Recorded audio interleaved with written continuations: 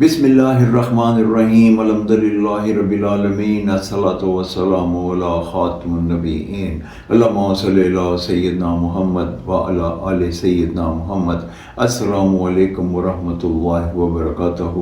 میری آج کی حدیث جامعہ ترمذی 1987 نمبر۔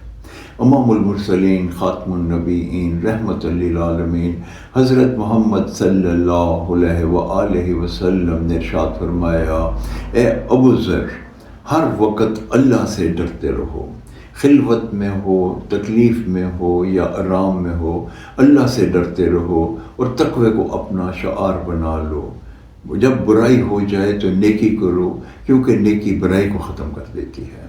اس حدیث مبارکہ کا یہ مفہوم ہے کہ نبی پاک صلی اللہ علیہ وسلم نے ہم پہ واضح کر دیا کہ انسان کو ہر وقت اللہ سے ڈرتے رہنا چاہیے۔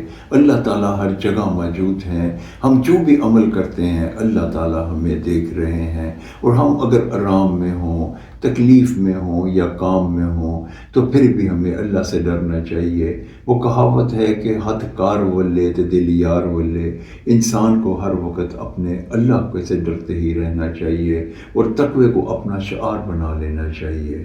اور جب کبھی بھی کوئی انسان سے غلطی کوتاہی ہو جائے تو فوراً نیکی کا کام کریں، کیونکہ نیکی کا کام جو ہے وہ فرمان رسول صلی اللہ علیہ وسلم کے مطابق وہ اس غلطی کا کفارہ بن جاتا ہے۔